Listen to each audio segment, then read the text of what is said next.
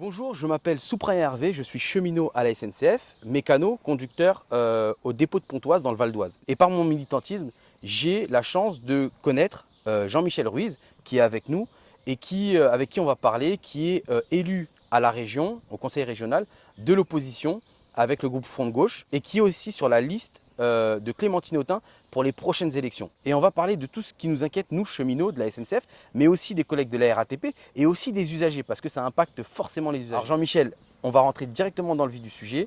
Moi, en tant que cheminot, et beaucoup de collègues cheminots de la RATP ou de la SNCF, on est très inquiets au niveau de la concurrence sur les lignes qui va impacter forcément et les usagers et nos conditions de travail. On aimerait savoir, avec toi et la liste de Clémentine Autain, quel sera votre positionnement sur la concurrence? On est, je pense, très clair sur ce sujet. C'est la liste que conduit Clémentine Autain, aux figures des membres de la FI, du Parti communiste, de plusieurs autres forces. Est une liste aussi, il y a beaucoup de cheminots et de personnes de la RATP, de personnel de la RATP qui figurent donc sur cette liste. Cette inquiétude, elle est légitime. Elle est légitime parce que Pécresse, dans sa révolution des transports, lors du dernier mandat, n'a eu qu'une idée en tête, c'est accentuer la concurrence, la privatisation en fait de la SNCF et de la RATP, en donnant des moyens à des structures extérieures, à des privés, pour justement concurrencer ces grands outils des services publics que sont la SNCF et la RATP. Et nous, on estime, avec la liste de Clémentine Autain pour pouvoir vivre en Ile-de-France, on estime que les services publics, ça ne se négocie pas. Ça ne se négocie pas, ça ne se vend pas. Ce n'est pas une marchandise, c'est vraiment quelque chose qui appartient aux citoyens de l'Île-de-France, et on ne peut absolument pas brader cette richesse que sont les services publics.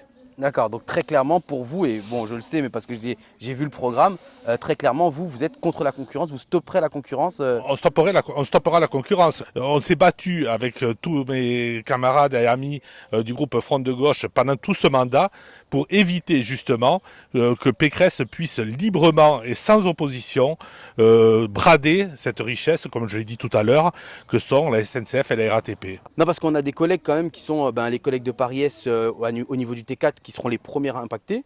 On a aussi les collègues de la ligne N, de la ligne U, de la ligne R. Ensuite, il y a aussi les collègues de la ligne H qui vont être très, très rapidement impactés.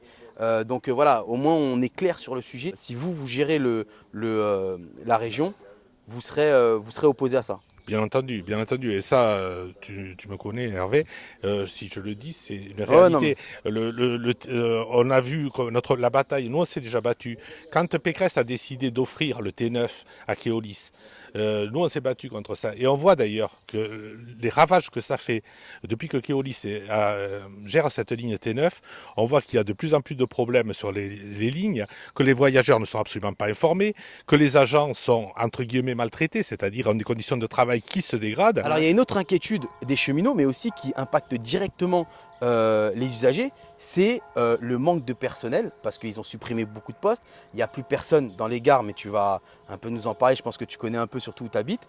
Est-ce que si vous êtes élu, si vous gérez la région Île-de-France, vous allez un peu réhumaniser les gares, les lieux comme le métro, voilà.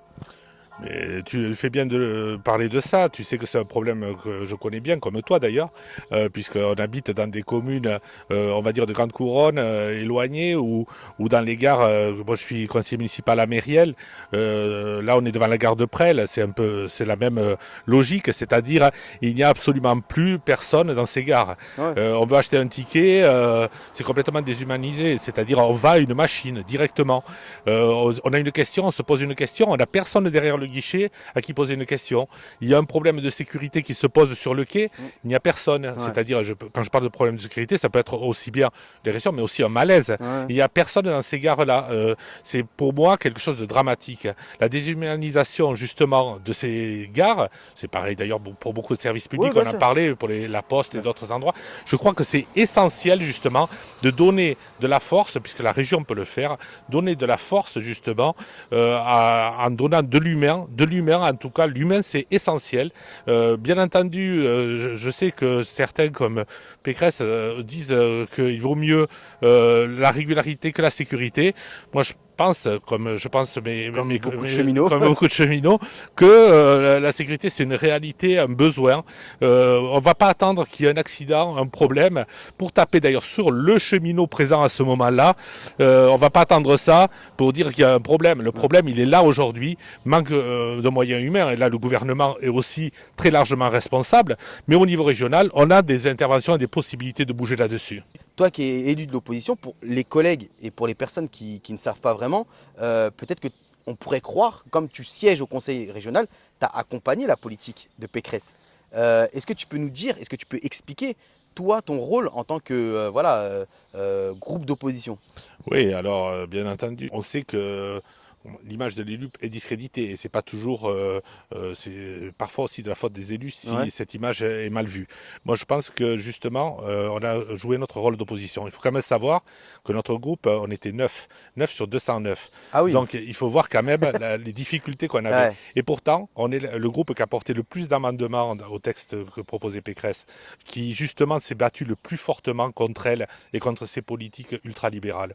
Donc, malheureusement, plutôt que de construire, on a souvent été dans la défense de choses et contre des choses. Je pense au CDG Express, qui est le train des riches. Quand on privilégie le train des riches plutôt que les lignes RER B ou RER A, c'est clair que c'est un choix politique, tout simplement. Et ça, vous étiez contre? On était contre et on Ouais. s'est opposé. Et nos élus à tous les niveaux s'y opposent. Je pense aux maires, mais aussi aux conseillers régionaux que nous sommes et à tous les niveaux. Nos élus à Île-de-France Mobilité ont été toujours dans le sens des cheminots, de leurs conditions de travail. Quand Pécresse a augmenté le temps de travail de 52 minutes à la RATP Ouais. pour certains agents, bien entendu, nous étions contre. Nous, on se bat on pense que des services publics, on parlait de sécurité tout à l'heure, soit en parfaite sécurité, soit les plus efficaces possibles. Il faut que les agents, justement, qui sont les moteurs de ces services publics, soient les mieux considérés, les mieux aidés. Ça nous a fait aussi participer en tant qu'élus, parce que ça compte aussi à des luttes plus nationales que vous avez menées. Ouais. Ben, Comme je les crois, grosses grèves. voilà, donc on est à vos côtés, on n'est pas à vos côtés d'une manière démagogique, et c'est pour ça que sur notre liste figurent plusieurs agents de la SNCF ou de la RATP.